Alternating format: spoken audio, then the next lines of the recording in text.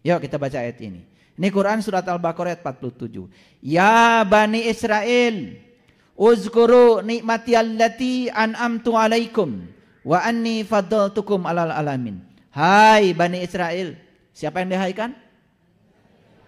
Ya siapa? Ya siapa?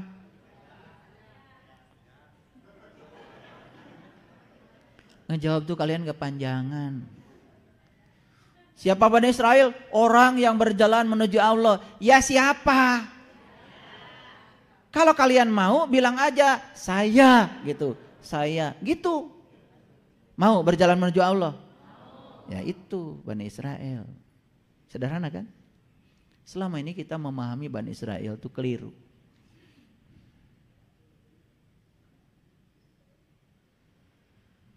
Lanjut. Oke, lanjut. Ya Bani Israel, hai Bani Israel. Ini hai. Mau dihaikan sama Allah? Jadi Bani Israel dulu. Kalian tuh mau dihaikan tapi belum pernah jadi. Hai orang-orang yang beriman, mau dihaikan sama Allah? Mau? Diam semuanya. Jadi orang beriman dulu, baru dihaikan. Yang ngaku beriman sampai kapanpun gak akan dihaikan. Yang ngaku mahasiswa tidak akan dihaikan oleh saya. Hai para mahasiswa masuk kelas, gak akan. Yang terdaftar sebagai mahasiswa gak usah dihaikan, masuk kelas. Ini dari mana ini udah tua, ubanan lagi, mahasiswa tingkat berapa, dihaikan juga enggak, masuk kelas itu. Wah, bisa mencret-mencret belajar fisika. Ayo lihat saya. Ya Bani Israel, hai Bani Israel, hai orang-orang yang berjalan menuju Tuhan. Mau dihaikan? Yes. Masa enggak mau? Uzkuru nikmati Allah alaikum. Ingatlah nikmat Allah yang telah diberikan kepadamu. Jadi ayat ini jelas mengatakan yang dikasih nikmat itu siapa? Bani Israel. Nikmat itu apa tadi? Yang dapat nikmatkan 4. Para solihin, para syuhada, para siddiqin, para nabi. Orang-orang yang sudah ma'rifat kepada Allah. Orang-orang yang sudah bisa menyatu dengan Allah. Orang-orang yang sudah merasakan tauhid bersama Allah. Orang yang setiap ruang dan waktu merasakan kehadiran Allah.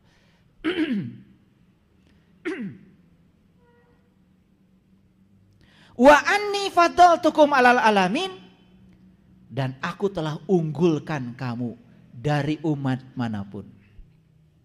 Jadi ayat ini mengatakan satu-satunya umat yang diunggulkan Allah dalam Al-Quran adalah Bani Israel.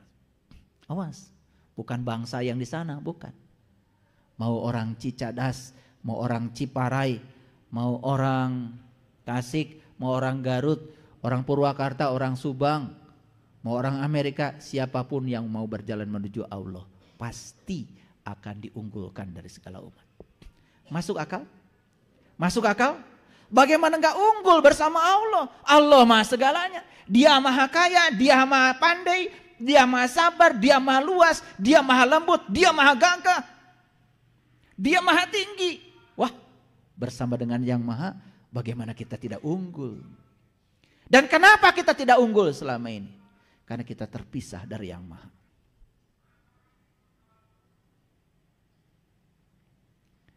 Oke, semakin mengerti?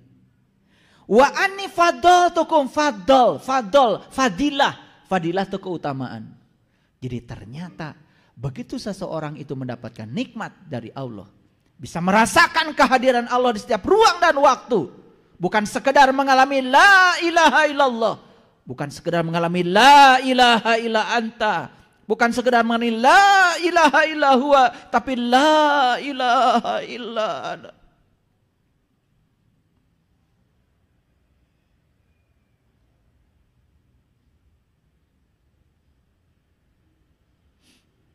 Terang benar.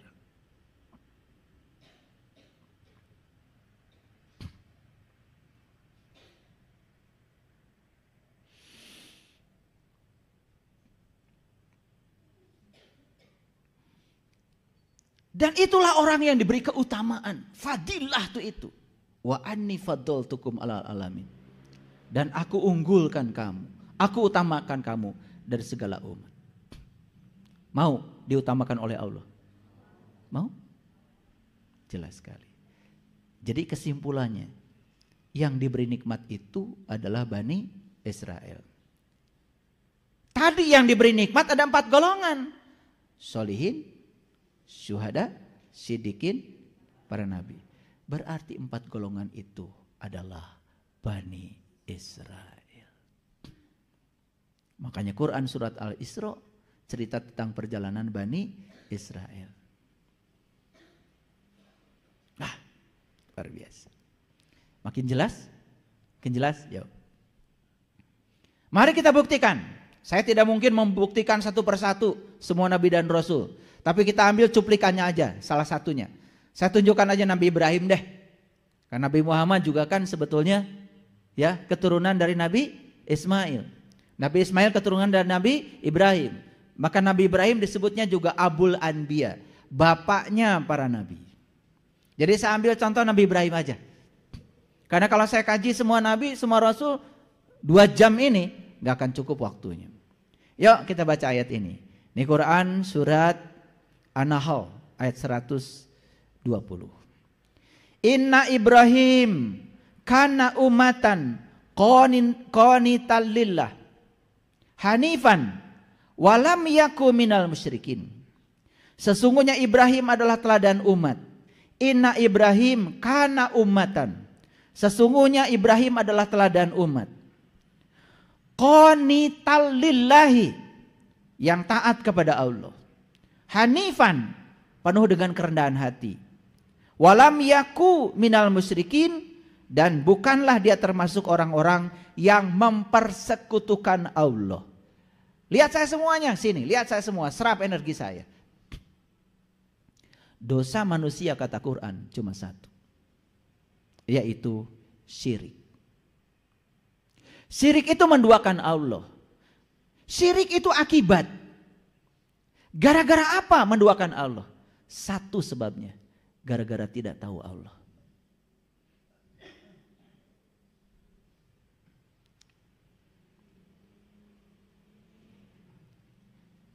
Jadi Allah menyatakan dalam Al-Quran, innallaha la yaghfiru ayyushraka bihi wa yaghfiru ma duna dzalika liman yasha. Sesungguhnya Allah tidak akan pernah mengampuni dosa syirik, tapi Allah mengampuni segala dosa yang selain syirik. Quran surat An-Nisa ayat 48, diulang lagi di Quran surat An-Nisa ayat 116. Itu diulang 2 kali oleh Allah. Supaya percaya sama saya sudah bacakan ayatnya. Silahkan nanti di rumah lihat. Innallaha la yaghfiru ayyushraka bihi wa yaghfiru ma dzuna dzalika liman yasha. Sesungguhnya Allah tidak mengampuni dosa syirik, tapi Allah mengampuni dosa apapun yang selain syirik. Jadi jelas dosa manusia cuma satu. Jadi yang harus kita segera bereskan dosa yang mana? Dosa yang lain kata Allah sudah aku ampunkan. Karena dosa yang lain itu turunan. Gara-gara syirik lalu melakukan dosa-dosa yang lain. Kalau sembuh dari dosa syirik, tidak mungkin melakukan dosa lain.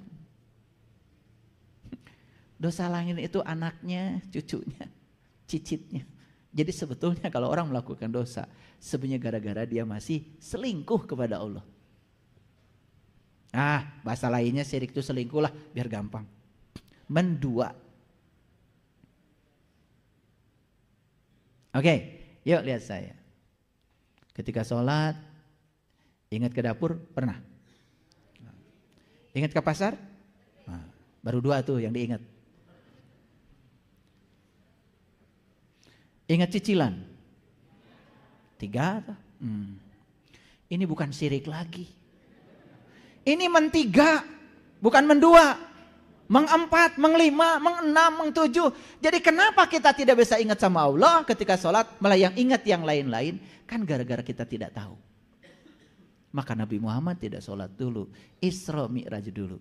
Makanya beliau setelah Isra Mi'raj baru sholat, berarti sepanjang sholat yang diingat cuma satu yang beliau tahu. Yang lainnya tersingkir dengan sendirinya. Sholatnya jadi khusyuk. Masuk akal? Aduh, Quran tuh keren sebetulnya. Kalau dibahas secara saintifik, sayang selama ini ya dibahasnya cuman gitu-gitu aja. Jadi kecerdasan Quran ini masih belum kita raih. Makanya Quran sampai sekarang masih perawan. Belum dijamah. Dalamnya. Baru diraba-raba luarnya. Kalau diraba-raba luar kan masih perawan. Mikir ke sana. Kalian tuh kalau saya ngomong gitu langsung kemana aja mikirnya. Udah lihat saya dulu. Yuk kita lihat. Jadi sesungguhnya Ibrahim adalah teladan umat yang taat kepada Allah dan rendah hati, dan dia bukanlah termasuk orang-orang yang mempersekutukan Allah. Kapan Ibrahim itu bebas dari mempersekutukan Allah? Kapan? Kapan? Harusnya kalian bisa menjawab. Unggal poe di baraca kumarane. So kapan? Tuh kan. Da maca na teu sadar. Allahu Akbar. Allahu Akbar kabira. Walhamdulillahi katsira. Wa subhanallahi bukratan wasil. Allah yang maha besar dengan segala kebesarannya. Gitu. Maha besar engkau ya Allah. Aku bersihkan diriku pagi dan petang. Aku sucikan diriku pagi dan petang. Suka bersuci pagi dan petang? Apa yang kalian lakukan? Mandi? Urusan.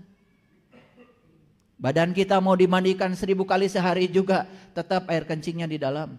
Beraknya di dalam. Tubuh ini tidak bisa disucikan. Yang disucikan tuh jiwamu. Gimana cara jiwa bersuci? Ya temui Dia yang maha suci. Jiwa ini baru bisa suci kalau dia merendamkan diri dengan Dia yang maha suci. Kan piring juga bersuci kalau direndam sama air. Suka baca kalimat itu? Suka, pastilah. Pasti gak ngerti maksud saya. Yuk kita baca lagi. Allahu Akbar kabira walhamdulillahi katsira wa subhanallahi bukratan wasila. Setelah beliau mengucapkan kalimat itu, karena beliau sudah ketemu dengan Dia pagi dan petang. Sudah ketemu dengan Dia, sudah bersuci setiap saat. Baru beliau mengatakan, "Inni wajjahtu wajhiyal ladzi fataras samawati wal ardh." Aku hadapkan wajah batinku kepada Zat yang telah menciptakan langit dan bumi. Saat itu Nabi Ibrahim berhadapan langsung dengan wajahnya yang telah menciptakan langit dan bumi. Kalian kan cuma ngomong aja. Inni wajjahtu wajhiya lilladzi fataras samawati wal ardh hanifan, dengan penuh kerendahan hati. Wa ma ana minal musyrikin. Sekarang aku tidak lagi termasuk orang yang menduakan Tuhan. Di situ itu Quran surat Al-An'am ayat 79. Suka kalian baca? Suka? Berapa kali kalian baca setiap hari? Minimal 5 kali. Sadar suka baca itu? Ya Allah. Nabi Ibrahim baru bebas dari syirik setelah beliau menghadapkan wajah batinnya kepada Zat yang telah menciptakan langit bumi.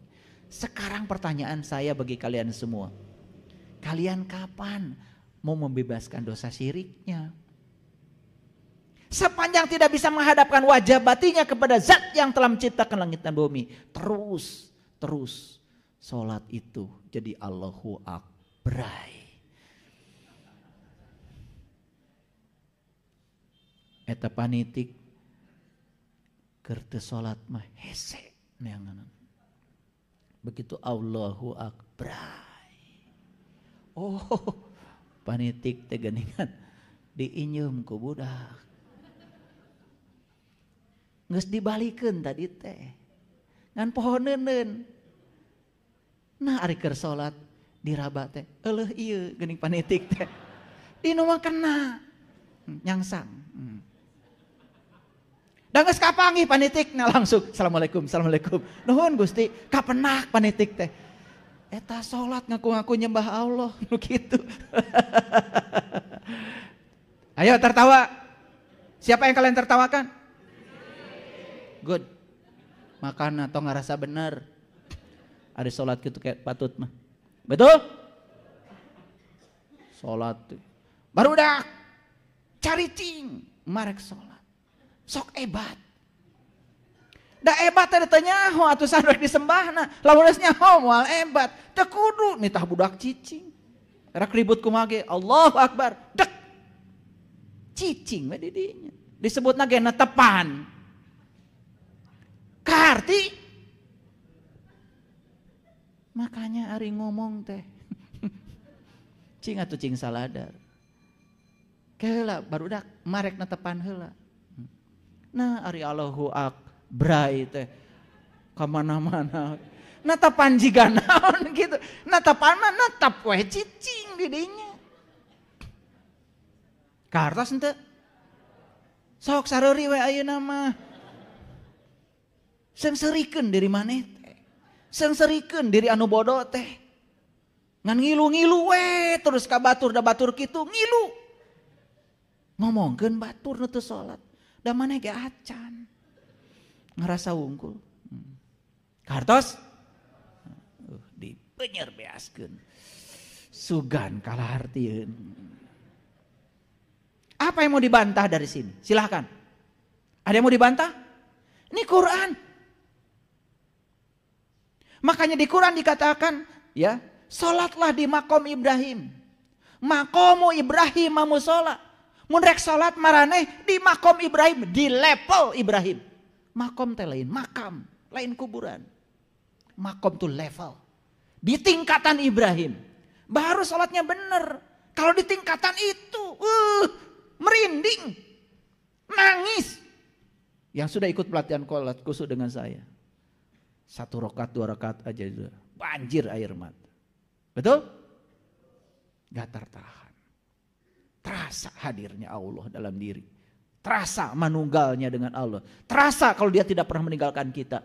Terasa dia bersama dengan kita. Wa huwa ma'akum aina ma kuntum. Cing atuh. Buktikeun dina diri. Ngaji teh sing panggih jeung bukurna. Sing panggih jeung jirimna.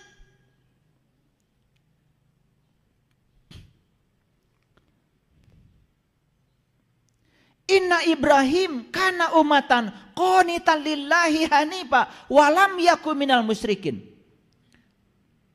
Jadi teladan kita tuh Ibrahim. Nabi Muhammad juga meneladani Nabi Ibrahim. Betul? Iya. Kan yang dibaca dalam sholat itu pengalaman Nabi Ibrahim. Baca atau Quran surat Al-An'am dari ayat 1 sampai selesai. Di situ akan ketemu bagaimana Nabi Ibrahim mencari jati dirinya. Bertemu bintang, bertemu bulan, bertemu matahari. Setelah itu kemudian inni wajahtu wajhalilladzi fataras samawati wal ardh hanifan wa ma ana minal musyrikin. Lanjut. Setelah itu Nabi Ibrahim membaca lanjutannya. Inna sholati wa nusuki wa mahyaya wa mamati lillahi rabbil alamin la syarikalah wa bidzalika umirtu wa ana awalul muslimin. Itu diabadikan di Quran surat Al-An'am ayat 162. Beliau yang tingkatannya sudah tinggi saja tidak mengatakan dirinya muslim, tapi beliau mengatakan wa ana awalul muslimin. Inilah awal aku menjadi seorang muslim. Bukan wa ma ana minal musyrikin, wa ana awalul musyrik, wa ana awalul mu'minin. Inilah awal aku, wa ana awalul muslimin. Inilah awal aku menjadi seorang muslim. Siapa muslim? Yang sudah berserah diri kepada Allah. Apa berserah diri? Menerima saat ini tanpa syarat. Kalau kalian menerima setiap saat pakai syarat, terjebak benar salah, masih ada penghakiman, ini saya ambil, ini saya lempar, belum muslim. Belum. berarti kalian belum pasrah seutuhnya pada Allah. Kalau sudah pasrah seutuhnya pada Allah, ya Allah, apapun yang terjadi, aku yakin di belakangnya ada Engkau. Dan kalau di belakangnya adalah Engkau, aku tidak mau terjebak oleh benar, salah, baik, buruk. Karena benar, salah, baik, buruk adalah pikiran kotorku sendiri. Kalau semua sudah menerima kenyataan tanpa syarat, menerima semua realitas tanpa syarat, damai, tidak ada masalah. Ayo saya tanya, siapa yang punya masalah sekarang? Apa masalahnya? Utang? Enggak masalah. Enggak masalah utang itu. Enggak masalah. Makanya utang itu jangan dipikirin, dibayar.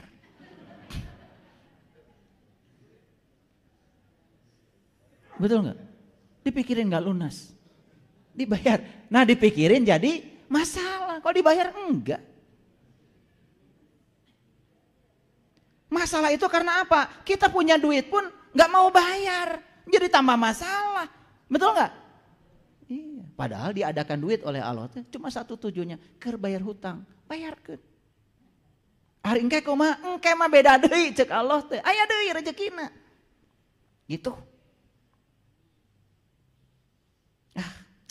Kalau tahu cara permainan Allah itu keren, harusnya kita tuh nggak usah kekurangan apa-apa.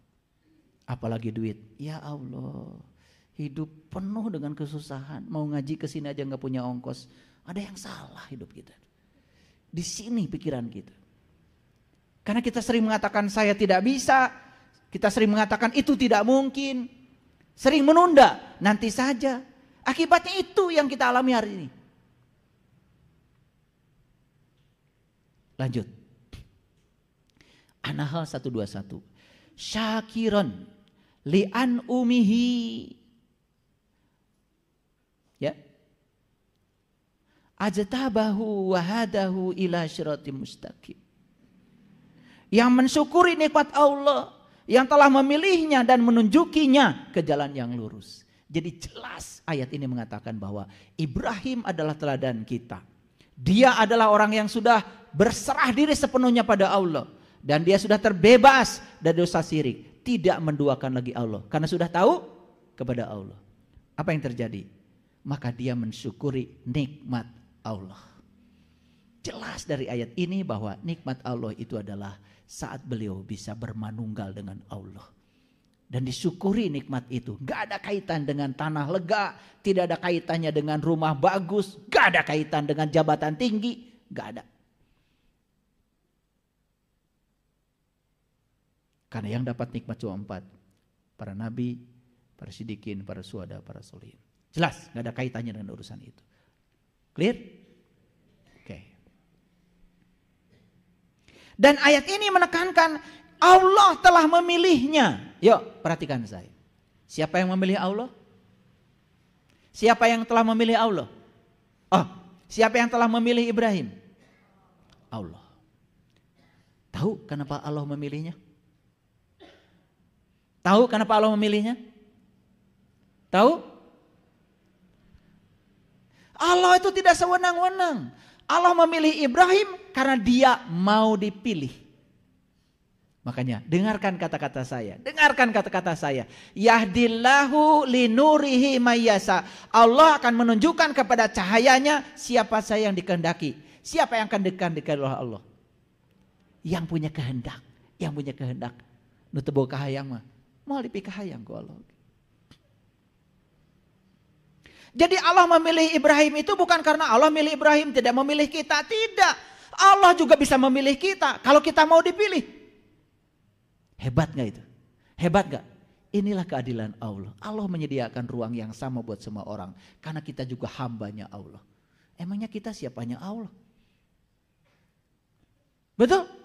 Jadi kenapa Ibrahim dipilih oleh Allah? Apa jawabannya? Karena beliau mau dipilih. Menyediakan diri untuk dipilih. Maka dipilih.